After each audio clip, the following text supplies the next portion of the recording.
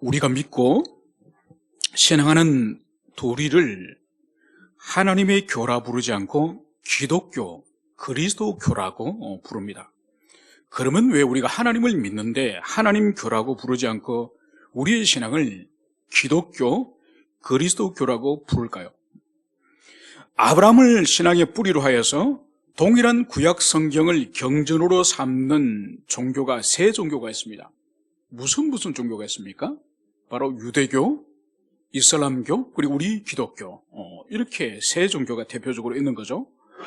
우리 기독교가 유대교와 그리고 이슬람교와 본질적으로 차이가 나는 것이 뭘까요? 그것은 바로 예수 그리스도에 있어서 본질적인 차이가 있는 것이죠.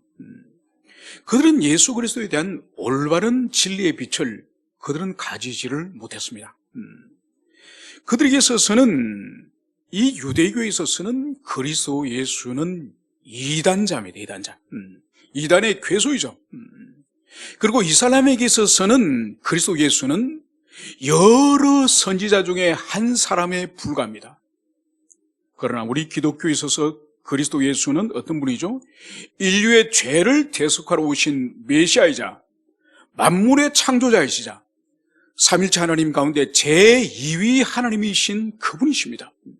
여러분, 이 차이는 하늘과 땅의 차이이기 때문에 우리가 믿는 바를 기독교라고 그리스도교라고 그렇게 부르는 거죠.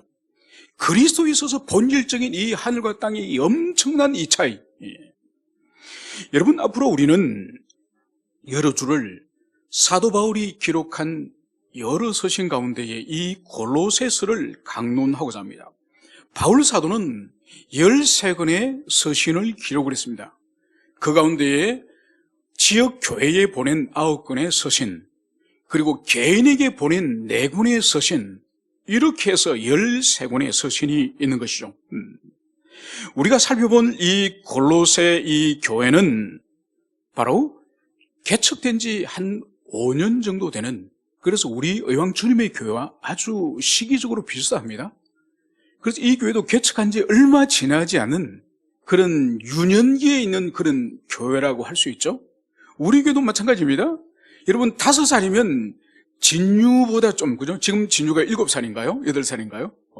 7살 되나요? 그러니까 진유보다 좀 더 어린, 그러니까 이 골로새 교회도 아직은 어린 그런 자라는 교회죠. 물론 우리 교회도 이제 5살에서 6살로 이제 됐습니다만, 그래서 비슷한 성장 시기에 있는 교회라는 것을 우리가 주목을 할 필요가 있고, 그리고 여러분, 신약 성경 안에서 서신서를 이해하는 데서 가장 중요한 것은 바로 뭔가 하니까 이 서신의 배경을 이해하는 것이 가장 중요합니다. 그래서 이 서신을 누가 썼는지, 바울이 썼는지, 유다가 썼는지, 야고보 사도가 썼는지, 발신자가 누구인지, 그리고 이 편지를 누구 앞으로, 수신자를 누구 앞으로 썼는지, 그리고 지금 그 교회에, 그 공동체에 어떤 상황이, 어떤 환경이 지금 있는지, 그리고 마지막으로는 이 서신을 보내는 목적, 도대체 그 지금 공동체 안에 무슨 문제가 있어서 그 문제에 대해서 신학적으로 진단을 하든지 아니면 삶에 있어서 어떤 부분을 교훈하든지 분명히 목적이 있습니다. 그래서 이것을 분명히 이해할 때에 이 서신서를 잘 우리가 이해를 할 수가 있는 것이죠. 무엇보다 이 골로새서의 핵심은, 이 골로새서의 특징은 뭔가 하니까 만물의 머리 되시는 그리스도. 그래서 기독론의 가장 탁월한 정수가 이 골로새서예요. 그래서 성경 가운데에 기독론의 66권 성경 가운데에 다 흩어져 있지 않습니까? 구약에는 좀 희미하게 기독론이 흩어져 있죠. 그 가운데서 시편이라든지 또 선지서 가운데서 이사야서에서는 이 기독론이 아주 선명하게 드러나 있습니다. 그래서 그리스도께서 이 땅에 오셔서 고난당하시는, 영광받으시는 그리스도가 아닌 고난당하시는 그리스도에 대해서는 이사야 53장에 아주 탁월하게 밝히고 있죠. 그리고 사복음서는 주님께서 이 땅에 오셔서 공생애를 어떻게 사셨는지, 무엇을 가르치셨고 어떤 표적을 행하셨고 어떻게 고난받으시고 어떻게 죽으시고 부활하셨는지, 지상생에 대해서는 이 사복음서가 기독론의 가장 탁월한 정수를 보여주는 거죠. 그리고 주님은 사도행전에서 드디어 하늘로 승천하시지 않습니까? 이제 하늘에 계시는 그리스도, 성천하시는 이 성자 그리스도의 하늘의 영광스러운 모습은 어디에서 집중적으로 계시하고 있죠? 요한계시록에서 집중적으로 계시하고 있습니다. 그래서 그리스도에 대해서는 여러 파편적으로 흩어져 있는 이 기독론을 모을 때에, 모아서 우리가 이해할 때에 그리스도가 누구시고 무슨 사역을 행하셨는지, 그리고 장차 또 무슨 사역을 행하실 것인지 이것을 알 수 있는 거죠. 그 가운데서 우리가 살펴볼 이 골로새서 안에 있는 이 기독론은 바로 그리스도가 교회의 머리일 뿐만 아니라 주님 당신이 지으신 모든 만물의 머리이신 탁월하신 그리스도, 이것을 이 골로새서 기독론 안에서 강조하고 있다는 것을 우리가 기억을 해야 될 것입니다. 그리고 이 골로새서는 이 에베소서 155절 가운데서, 이 에베소서 155구절 가운데서 이 골로새서에서 75구절이 다시 등장을 하는 거예요. 그래서 이 두 성경을 쌍둥이 서신이라고 부릅니다. 쌍둥이 서신. 그리고 이 골로새서는 이제 기독론에 대해서 집중적으로 진술하는 것을 볼 때에 바로 이 골로새 교회의 신학적인 문제가 그리스도가 누구인지, 그리스도에 대한 잘못된 지식이 이 교회에 있었기 때문에 바울이 그 문제를 시정하기 위해서 기독론에 집중적으로 이 바울이 여기서 말씀을 증가하고 있다는 것을 여러분들이 기억을 하시길 바랍니다. 여러분, 마침 또 우리가 2022년도에 새해에 요한복음을 우리가 묵상을 시작하지 않습니까? 그래서 이 요한복음을 묵상하는 이 부분과 이 골로새서의 이 부분을 상관관계를 우리가 생각해 볼 필요가 있습니다. 여러분, 요한복음은 다른 복음서와 달리 예수 그리스도를 선지하신 하나님, 선지하시는 하나님의 아들로서의 신적인 존재임을 이 요한복음이 다른 복음서와 달리 기독론 가운데에서 하나님으로서의 그리스도, 이것을 요한복음에서 가장 강조를 하는 거죠. 그래서 그것을 교리적으로는 고기독론이라고 부릅니다. 높을고 고기독론의 이 가장 풍부한 이 샘터가 이 요한복음에 있는 그리스도예요. 특히 요한복음에서 우리 주님께서 아버지와의 친밀한 관계, 그래서 성부와 성자와의 그 친밀한 관계라든지, 우리 예수님이 이제 마지막 날 밤에 특별히 성령에 대해서 아주 깊이 있는 말씀을 이제 가르쳐 주지 않습니까? 그래서 우리 주님께서 당신 자신의 사역과 당신 자신과 아버지와의 관계와 그리고 성령에 대해서 밝히 요한복음에서 말씀함으로 말미암아서 이 요한복음은 삼일체 하나님의 이제 그 교리의 토대가 되는 아주 중요한 아버지와의 관계, 그리고 성령과의 관계를 밝힘으로 말미암아서 이 삼일체의 관계에 있어서 아주 중요한 교리적 토대를 여기서 제시를 하고 있는 거죠.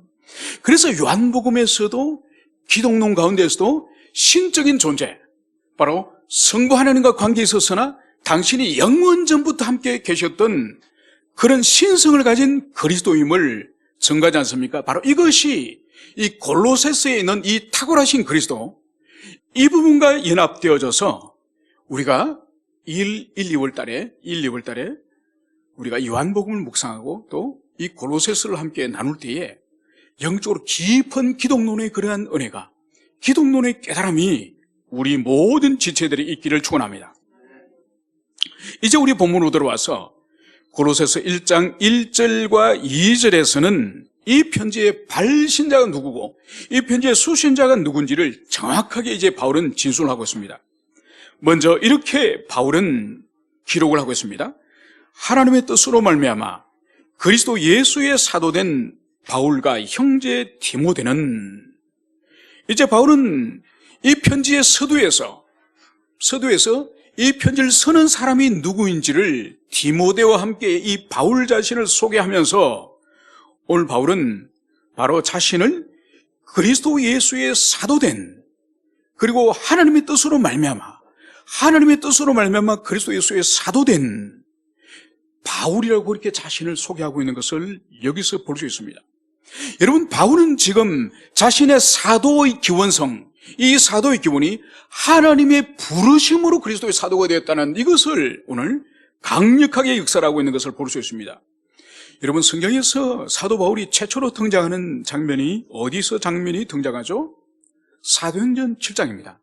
사도행전 7장 마지막 부분에는 이제 그리스도 예수의 복음을 전가하는 스데반을 사람들이 때려 죽이기 위해서 그 주위에 둘러서 있는 장면이 등장합니다. 그래서 스데반이 부활하신 그리스도 예수의 복음을 선명하게 이제 예루살렘에서 전가하지 않습니까? 그때에 우리 주님께서 이 스데반이 복음을 전가할 때 얼마나 기뻐하셨으면 하늘 문을 여시고 스데반의 영안을 열어서 하늘에서 주님께서 지금 서 계시는 모습, 이 스데반을 보자 벌떡 일어나셔서 보좌에서 벌떡 일어나서 이 스데반을 주목하는 모습을 이 스데반이 영안이 눌려서 그것을 봅니다. 그래서 설교를 하다가 그리스도께서 일어나셨다고 그것을 증거하다가 사람들이 이제 이를 갈면서 이 스데반을 돌멩이로 쳐 죽입니다. 그 쳐 죽일 때에 이 사람들이 이제 이 스데반을 죽일 때에 옷을 벗고 이 옷은 왜냐하면 이 사람을 때려 죽일 때에 이 사람이 합당하게 스데반이 죽을 수밖에 없는 이 신성 모독의 죄를 졌기 때문에 우리가 죽입니다. 이 합당하게 이 사람을 죽인다고 하는 이 정그로서 옷을 벗어서 이 옷을 이 사울인 이 바울에게 맡겨. 바울이 옷을 맡는 의미는 뭔가 하니까 너희들이 죽여도 된다. 이 스데반 죽여도 된다. 내가 너희들이 죽이는 그것을 내가 보장해 주겠다. 이 스데반이 신성 모독죄라는 것을 저질렀다는 것을 내가 증명해 주겠다. 너희들이 죽여라. 이것이 바로 이 스데반을 죽이는 현장에서 바울이 역사 속에서 첫 번째 등장한 모습이에요. 두 번째 등장한 모습이 사도행전 8장이죠.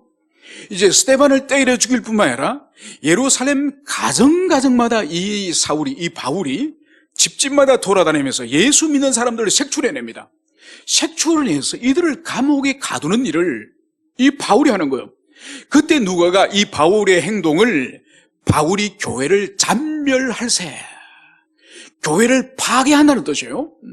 교회를 지상에서 완전히 소멸시킬 것처럼 바울이 그런 교회를 향한 적대감을 가지고 예수 그리스도를 한 적대감을 가지고 교회를 그렇게 파괴하는 거예요. 여기에서 이 바울은 더 나갑니다. 그것이 바로 뭐죠? 이방 땅, 오늘날로 치면 시리아, 북쪽 시리아에 있는 다메섹까지 이제 대제사장의 이 출장, 이 체포영장을 써가지고 거기 도망간 그리스도인들까지 잡아러 다메섹까지 가는 거예요. 그래서 사람들 이끌고 다메섹에 가서 예수 믿는 사람들 잡아올리고 가다가 다메섹 부근에서 부활하신 영광의 하나님이 번쩍 나타나서 이 바울이 길이 그대로 쓰러지지 않았습니까? 그래서 눈이 멀어버렸죠. 그래서 장님이 된 이 바울이 드디어 자기를 성찰하고 부활하신 주님께서 이제 자신을 향해서 말씀하셨죠. 너가 교회를 핍박한다. 나를 박해한다. 그것은 너 자신을 고통스럽게 만들 뿐이다.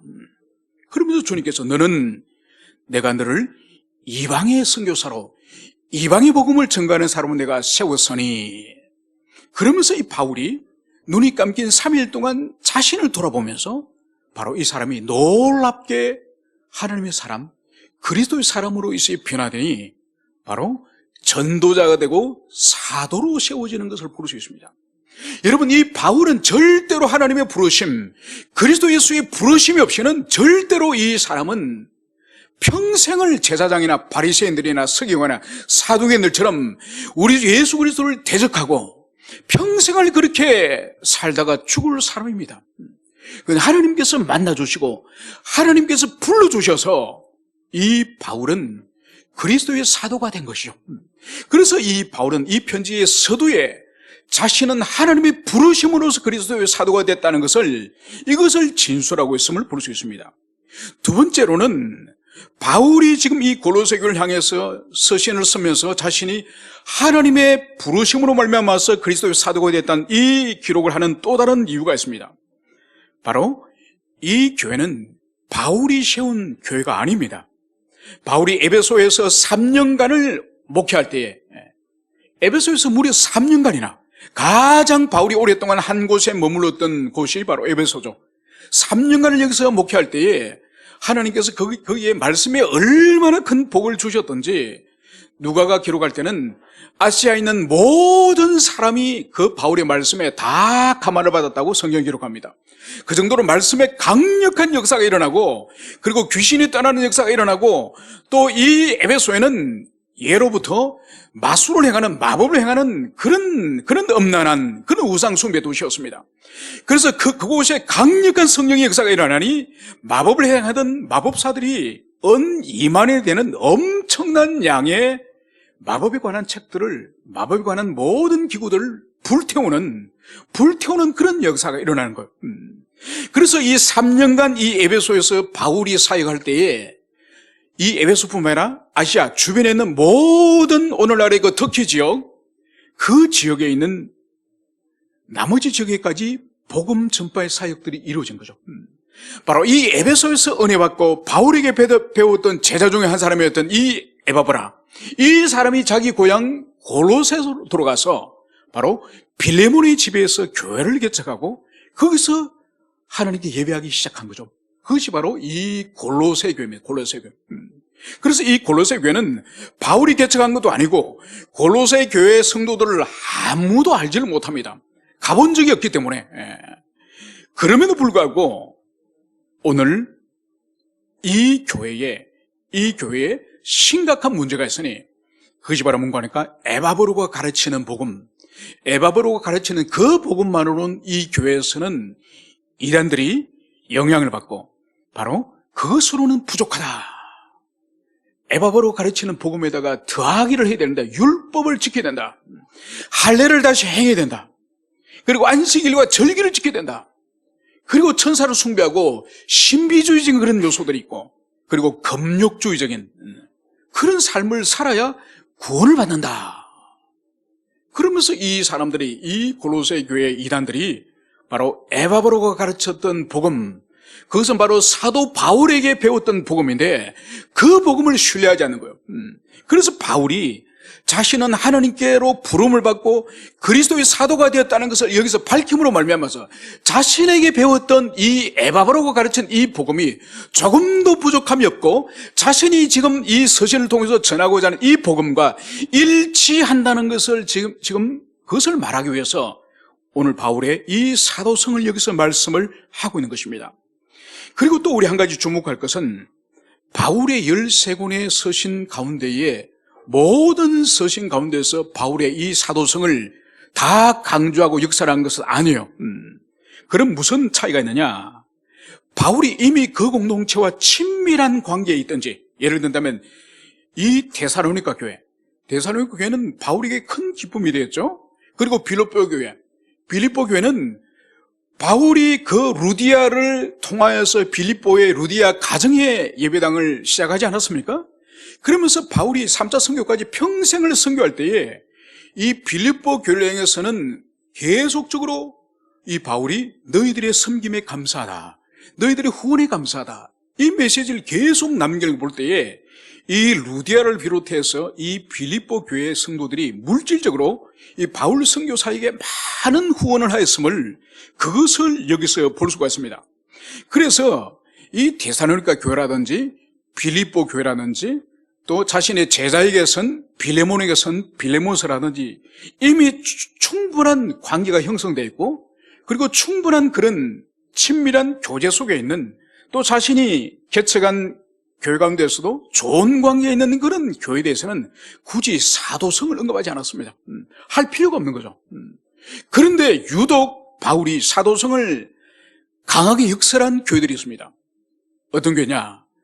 바울의 사도성을 의심하고 바울을 신뢰하지 않거나 아니면 그 교회에 이미 이단이 강력하게 역사하고 있는 그런 교회에 대해서는 반드시 이 바울이 자신이 하나님의 부르심을 받고 그리스도의 사도가 되었다는 이것을, 사도의 기원과 사도성을 강력하게 쓰고 있는 거죠. 그래서 고린도 전후서에서 이것이 명백하게 기록이 되었습니다. 그리고 우리가 알다시피 이 골로새서에서도 자신의 이 사도성을 여기서 기록을 하고 있는 거죠. 그리고 갈라디아서에서도 신학적인 문제가 크게 일어나고 있지 않습니까? 그래서 갈라디아서에서도 사도성을 강조하고 있는 것을 볼 수 있습니다. 그러면 왜 사도성을 서신 가운데서 이렇게 강조하면서 역설을 하고 있을까요? 여러분, 여기서 우리가 오해해서 안 될 것이 뭔가 하니까 바울 사도 자신이 자기 인간적인 어떤 권위나 인간적인 위신을 위해서 기록한 것이 아니에요. 왜냐하면 그 시대는 오늘날처럼 메일을 보내거나 카톡을 보내거나 문자를 보내는 것이 아니라 어떤 연락을 소통을 할 때는 사람을 보낼 때 반드시 편지를 써서 이 당사자의 의견을 서로 주고받는 거예요. 그러니까 바울이 지금 골로새 교회를 향해서 편지를 쓸 때에 인간 바울의 편지가 아닌 거예요. 인간 바울의 편지가 아닌 그리스도께서 교회를 세우도록 하신, 교회의 양들을 목양하게 하신 바로 당신이 하늘 올라가시며 지상 교회를 사도들에게 맡겼지 않습니까?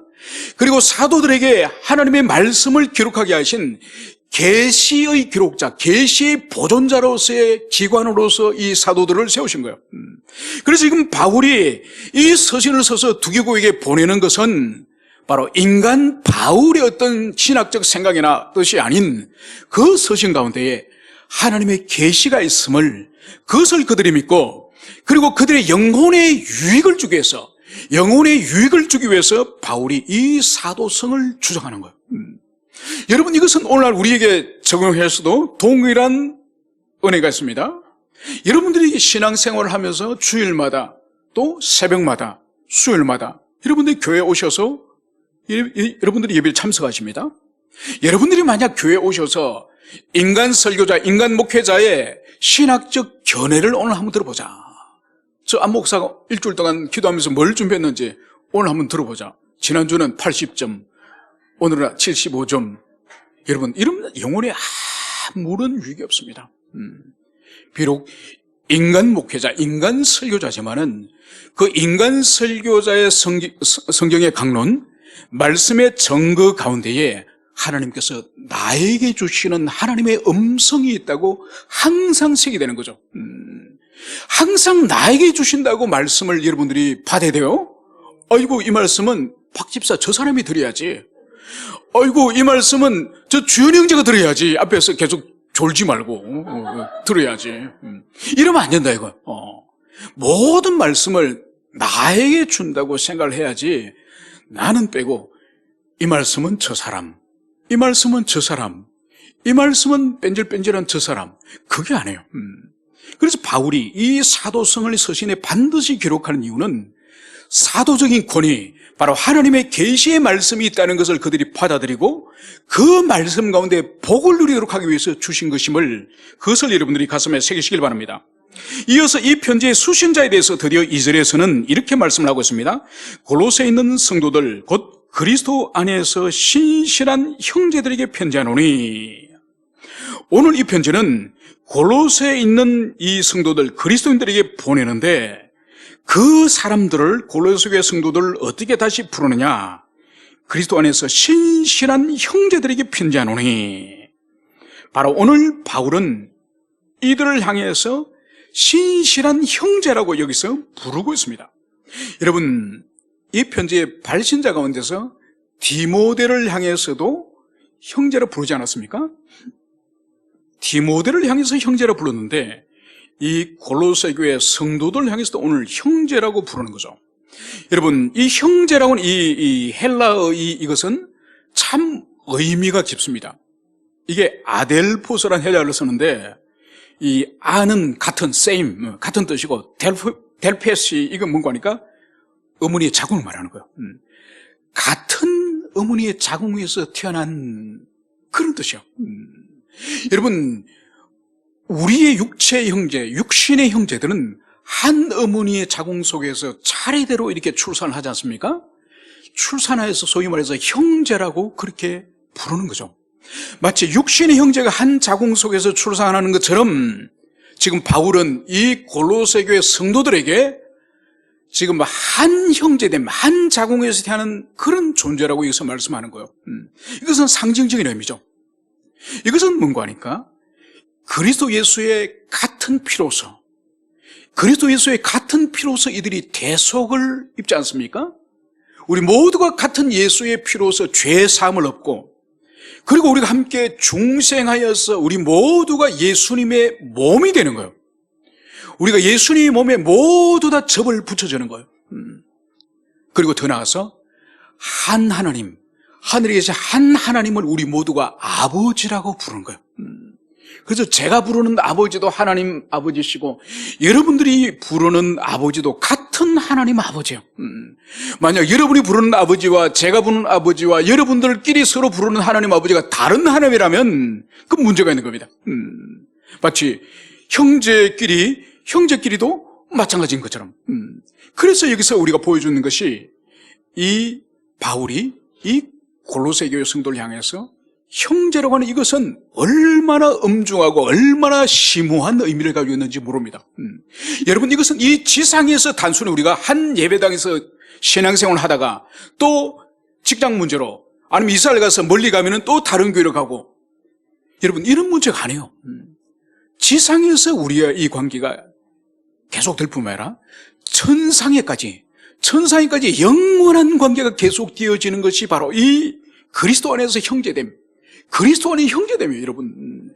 여러분, 심지어 육체의 형제라든지 육신의 형제라든지 우리의 자녀들 가운데서도 천상에서 만나지 못할 수 있는 사람도 있을 수 있습니다.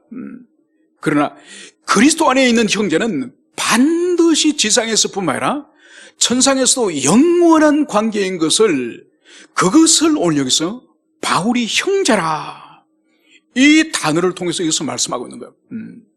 여러분, 그렇기 때문에 신앙 안에서 서로를 얼마나 조심스럽게 주의 깊게 다뤄야 될지 모릅니다. 인간관계를 교회는 사역 중심이 아니에요.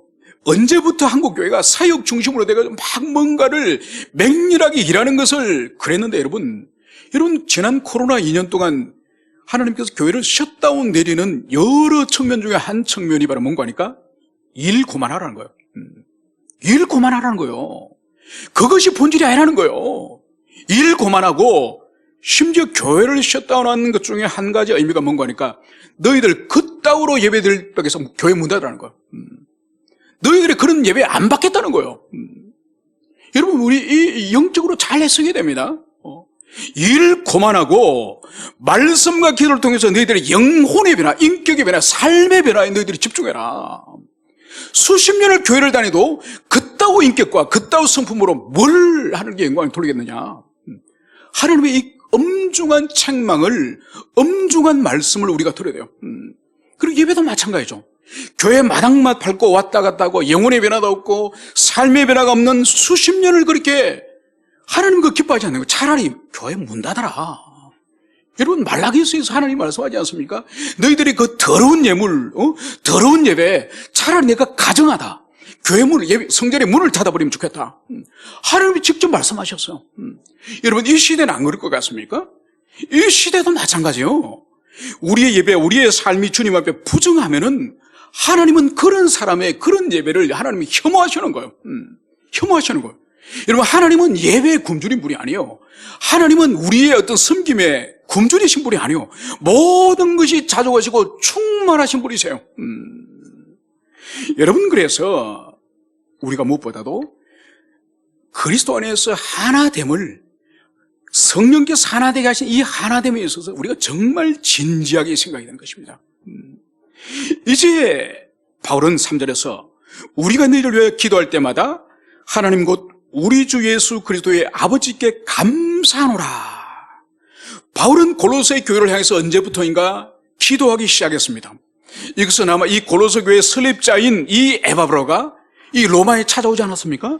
그래서 바울에게 자기 교회의 지금 영적인 어려움들, 이단들이 계속적으로 지금 도전을 하고 있고, 그래서 성도들이 신학적으로 지금 흔들리고 있다는 이 이야기를 바울에게 하였겠죠? 자신의 목회적인 멘토니까. 아마 그때부터 이 바울이 이 골로새 교회를 향해서 기도했을 것입니다. 그런데 우리 성경에서는 드러나고 있지 않지만은 기도할 때마다, 여러분, 이것이 킹 제임스 버전에서는 뭐뭐 할 때마다 always, 항상을 여기서 사용하고 있습니다. 이건 뭔가 하니까 이 바울이 한번 생각날 때마다, 그렇지, 골로새 교회를 위해서 기도해야 되겠지, 그렇지. 여러분, 이것이 아니라는 거예요.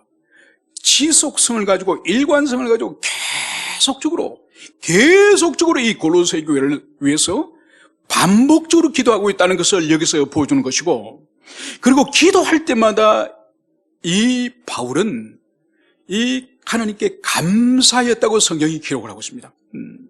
신학적으로 문제가 많고 도전이 있는 이 골로새 교회인데 왜 바울은 기도할 때마다 하나님께 감사했을까요? 그 이유를 4절에서는 이렇게 말씀을 하고 있습니다. 이는 왜냐하면 그리스도 예수 안에서 너희의 믿음과 모든 성도들의 사랑을 들었습니다.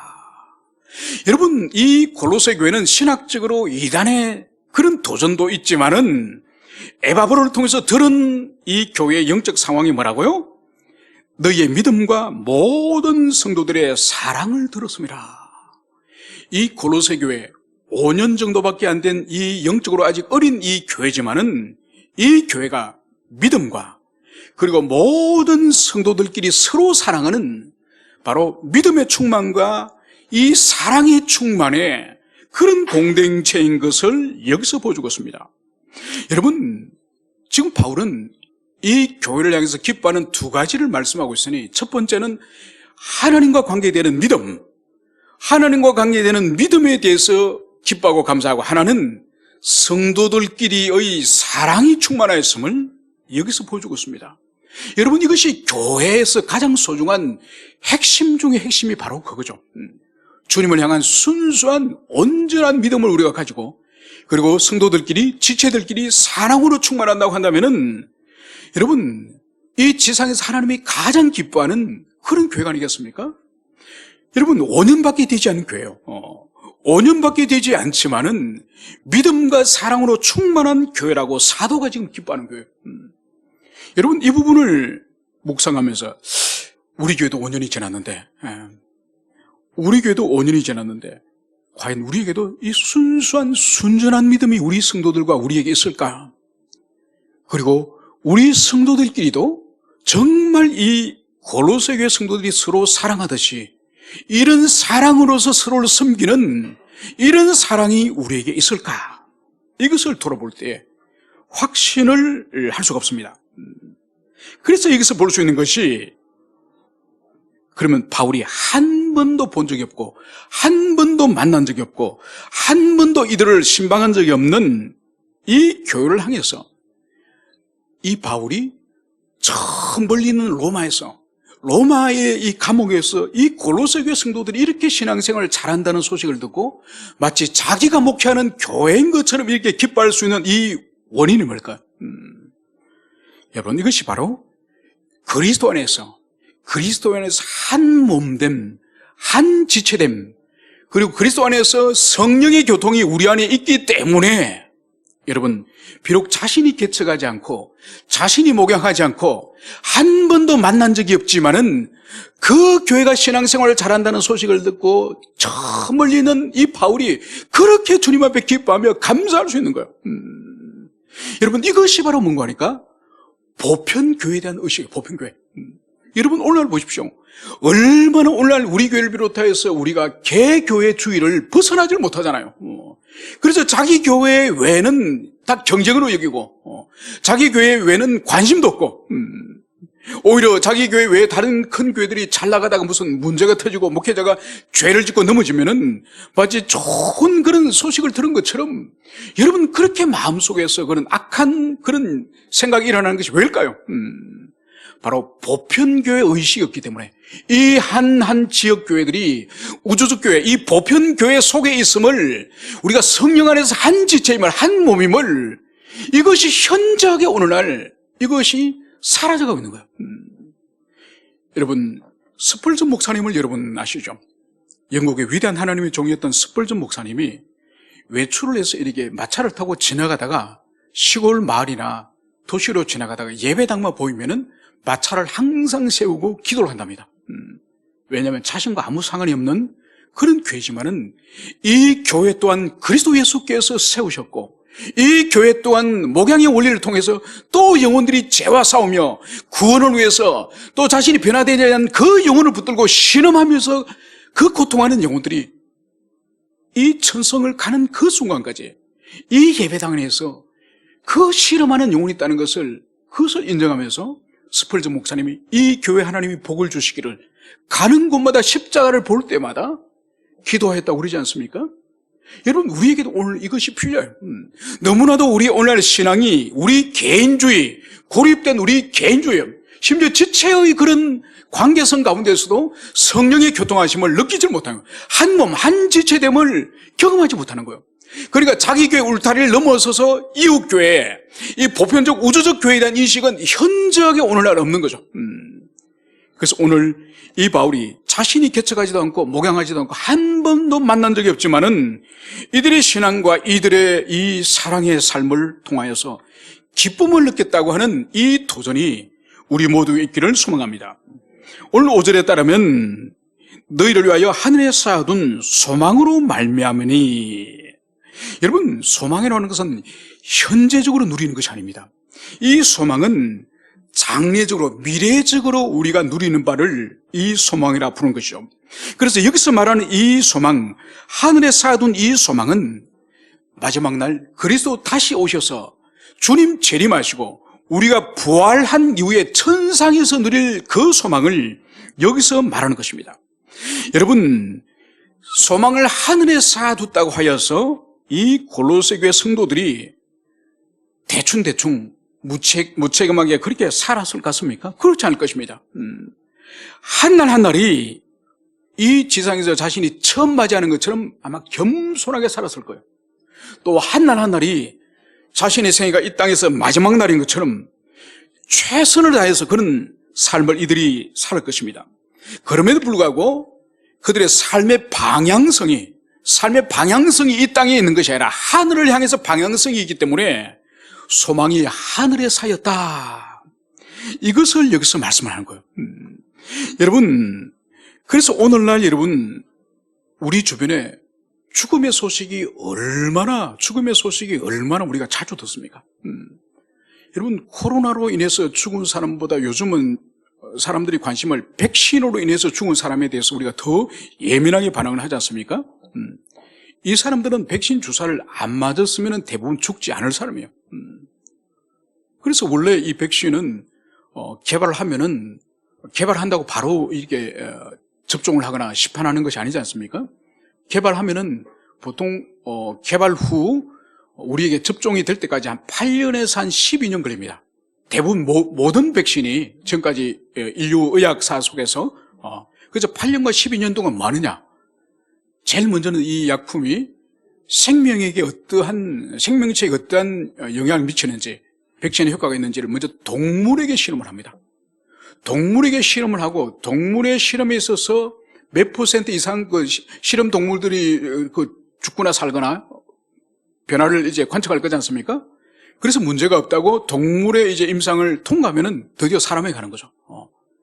그래서 사람에게 통상적으로 임상 실험 가운데서 5명이 죽으면, 임상 실험 중에 5명이 죽으면 그 임상 더 이상 하지 않습니다. 지금까지 국제적인 관례입니다. 그리고 만약 이것을 5명 이상 죽지 않아서 통과해서 이제 병원에서 이제 접종을 시작했는데 50명 이상이 만약 사망자가 발생하면은 그 백신은 중단합니다. 중단해서 모두 수거해가지고 폐기하는 거죠. 그 백신을 다시는 사용하지 않습니다. 그런데 우리나라만 해도 지금 1,500명이 죽었지 않습니까? 그래서 오늘날은 코로나로 죽는 사람들은 사실 많지 않습니다. 코로나로 죽는 사람은 기저질환자들이 95%예요. 여러분, 기저질환자는 뭔가 하니까 뭐 당뇨 있고 고혈압 있는 사람이 기저질환자가 아니에요. 기저질환자는 자기 대소변도 받아내지 못하는 요양병원에 누워있는 그런 분들이 기저질환자예요.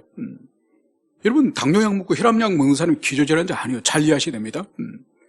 그렇다고 한다면은 지금 오늘날 우리가 신문이라는 뉴스를 보면은 또 어디서 죽었다든지, 또 백신을 맞고 신장이 괴사됐다든지, 간이 괴사가 됐다든지, 뇌가 괴사가 됐다든지, 여러분, 이런 소식을 날마다 듣습니다. 여러분, 우리가 이제 3차, 4차 계속적으로 접종을 해나갈 텐데 내년도, 올해 22년도까지 지금 정부는 한 6차까지 계획을 하고 있답니다. 그리고 올 한 해 동안 3번을 더 맞아야 될 수도 있습니다. 그 가운데에 누가 죽을지 모르는 거예요. 이것은 이 권총 한 발에, 권총 안에 실탄 한 발을 집어넣어가지고 이 피스톤을 돌려가지고 자기 머리에 쏴서 누가 맞아 죽을지 모르는 러시아 룰렛 같은 그런 게임이 될 수도 있습니다. 그래서 우리 그리스도에게는 이 지상의 삶에 대해서 이제는 초연하는, 죽음에 대해서 초연하는 그런 자세가 우리 필요합니다. 그래서 주님께서 이 땅의 삶을 그만 살고 오라 이렇게 부르시면은 언제든지 우리가 달려가야 되는 시대가 이제 오고 있음을, 이것을 우리는 기억해야 될 것입니다. 그러면 이 소망의 근거가 뭘까요? 도대체 왜 이 골로새 교회 성도들이 이 하늘의 소망을, 이 하늘의 소망을 가지게 된 이 근거가 뭘까요? 바울은 이렇게 말씀을 하고 있는 거죠. 곧 너희가 전에 복음 진리의 말씀을 들은 것이라. 바로 천상의 소망, 이 지상의 인간의 욕망과 이 지상의 자신의 뜻대로 살고 싶은 그것을 끊고 왜 하늘의 소망을 쌓아두는지, 그 원인이 바로 너희들이 전에 복음 진리의 말씀을 들은 것이라. 여러분, 우리 부패한 인간은, 우리 인간의 내면 속에 시간이 지나면, 또 교회를 오래 다니면, 또 교회에서 직분을 가지게 되면 저절로 절대로 소망이 생기는 것이 절대로 아니에요. 여러분, 우리 인간은 저절로 두면은 점점 부패하고 타락하여서 나중에는 예전에 자신이 불신자였던 상태로 돌아가는 것이 우리 그리스도인이에요. 여러분, 이런 예화가 있지 않습니까? 다빈치가 최후의 만찬을 그렸지 않습니까? 그때 예수님을 중간에 세우고 그 옆에 주님의 제자들을 이렇게 그렸지 않습니까? 그때에 이 가룟유다라고 하는 이 인물 모델을 찾으려고 했던 거예요. 이 모델을 찾지 못한 거죠. 그리고 가룟유다만 지금 그리지 뭐 다른 제자를 다 그린 거예요. 그런데 가룟유다를 나중에 누구를 찾지 아십니까? 바로 그 성화에서 그렇게 은혜롭게 보였던 우리 주님을 모델로 그렸던 그 사람이 세월이 지나면서 타락해서 술에 쩔여가지고 완전히 망가진 모습을 길에서 발견한 거예요. 다빈치가. 동일한 사람인데 우리 주님의 모델로 사용되어졌다가 삶이 다 망가져서 주님을 팔아먹은 배신자 가룟유다의 모델로 가장 적합한 인물을 같은 사람인데 은혜 가운데 있을 때는 그리스도의 모델로서 사용되기도 하지만 무너졌을 때는 사탄의 대리인으로서 사용되어지는 거죠. 여러분, 그래서 우리 그리스도인은 저절로 있으면은 시간이 지나고 교회 오래 다니고 여러분 직분이 있고 하면은 저절로 하늘 소망이 생긴 것이 아니에요. 오늘 분명히 바울이 말하고 있죠. 이 골로새 교회 성도들이 왜 하늘 소망이 쌓였다고요? 바로 너희들이 복음 진리의 말씀을 들었기 때문에, 복음 진리의 말씀을 들었기 때문에 너희들이 하늘의 소망이 쌓였다. 여러분, 왜 그리스도인인데도 영혼이 변화되지 않고 삶이 변화되지 않고 인격이 변화되지 않고 왜 긴 세월이 지나도 마치 딱딱하게 굳어가지고 마치 화석처럼, 마치 분재처럼, 큰 나무로 자라지 못하고 분재처럼 굳어진 그런 인격과 신앙을 왜 그렇게 살까요? 그래서 그에게는 지식이 많아지면 많아질수록 바리새인이 되고, 그에게는 열심히 있으면 열심히 있을수록 좌충우돌하여서 사람들의 상처를 주는, 왜 그런 삶을 살까요? 그게 바로 뭔가 하니까 이 복음의 진리의 말씀을 들음으로, 여러분이 귀로 듣는 걸 말하는 거예요. 머리로 지식으로 배우는 걸 말하는 것이 아니에요. 이것이 머리와 이 뇌를 통해서 가슴과 인기가 온 손과 발과 이 모세 혈관까지 이 하나님의 이 말씀의 이 은혜가 우리 구석구석까지, 그래서 우리 자신을 늘 쳐서 복종하기를 기뻐하고 자기를 주장하기보다는 끊임없이 자기를 겸비하게 낮추고, 그리고 내가 이기려고 하기보다는 끊임없이 양보하고 끊임없이 지체를 세워주는 그런 삶이 바로 이 진리의 말씀, 이 복음의 말씀을 계속 들어야 되는 거예요. 듣는다는 것은 거기에 세례를 받는다는 것이고 감화를 받는다는 것이고, 그래서 내 자신이 가지고 있는 생각이나 내 자신이 세상으로부터 배우고 들었던 모든 사상과 그 생각을 죽이는 그 과정이 바로 복음 진리의 말씀을 듣는 것이라고 말씀을 하고 있습니다. 여러분, 이것이 우리에게 있어야 돼요. 여러분, 왜 우리가 날마다 2페이지 되는 매일 성경을 왜 묵상합니까? 여러분, 그 가운데에 지식을 추출하기 위해서 한 것이 아니에요. 여러분, 다른 지체보다 더 많은 지식을 가지고 그것을 다른 사람에게 가르치고 훈계하기 위해서 말씀을 묵상하는 것이 아니에요. 거기로부터 영적인 진리와 은혜가 내 머리로부터 가슴과 내 심장과 모든 삶을 그 말씀 가운데 역사하시는 성령 안에서 우리 자신을 복종하기 위해서, 그래서 우리가 묵상하는 거예요. 그 말씀에 복종하기 위해서 우리가 하는 것이지 다른 어떤 의미가 있는 것이 아니에요. 그래서 여러분이 올 한 해도 여러분들이 이 복음 진리의 말씀에 여러분들이 깊이 감화를 받는 여러분 되시기를 소망합니다. 이제 마지막으로 이 하늘에 쌓아둔 이 소망, 이 하늘에 쌓아둔 이 소망의 결과가 도대체 뭘까요? 나의 이 하늘에 있는 소망이 있는 이 소망이 있다는 이 삶의 결과, 이 결과는 바로 그리스도 예수 안에서 이 골로새 교회 성도들이 하나님에 대한 믿음과 성도들을 향한 이 사랑을 이들이 지킬 수 있다는 거예요. 여러분, 이들이 하나님을 향한 이 순전한 믿음과 성도들을 향한 이 사랑에 충만한 이것은 저절로 이루어진 것이 아니에요. 하늘의 소망을 가지고 있기 때문에, 하늘의 소망이기 때문에, 이 땅의 소망인 하늘의 소망이기 때문에 우리가 온전히 믿음을 따라 살고 또 지체들을, 성도들을 사랑할 수 있는 거예요. 여러분, 이 하늘의 소망이 없으면 절대로 성도들을 사랑할 수 없고, 그리고 우리 자신이 순전한 믿음을 절대로 가질 수 없다는 것을, 여러분, 이것을 기억해야 됩니다. 왜냐하면 우리는 이 땅이 전부가 아니에요. 이 땅이 전부가 아니에요. 여러분, 우리 주변에 보십시오. 돈만 조금 있다고 한다면은 어디에 집을 살 것이니, 투자를 할 것이니, 펀드를 할 것이니, 주식을 살 것이니, 끊임없이 여러분 물질에 관한 얼마나 그들이 욕심을 가지고 있어요. 왜 그럴까요? 이 땅이 전부기 때문에, 이 땅이 모두기 때문에, 이 땅에서 모든 것이 결정되고 이 땅의 삶으로 끝난다고 생각하기 때문에, 여러분, 하늘의 소망이 없기 때문에 그들이 이 땅의 것에 목숨을 거는 거예요. 여러분, 우리 그리스도인은 목숨 걸 것이 이 땅의 것이 아니라 이 땅보다 더 소중한 것이 얼마나 많은지 모릅니다. 그래서 영원한 가치가 있는, 영원한 소중한 가치가 있는 것 때문에 이 땅에 있는 것을 과감히 버릴 수 있는, 그래서 영원한 가치를 위해서 이 땅의 것을 포기해야지, 이 땅의 것을 위하여서 영원한 가치를 희생시키는 것은, 그것은 어리석은 일이에요.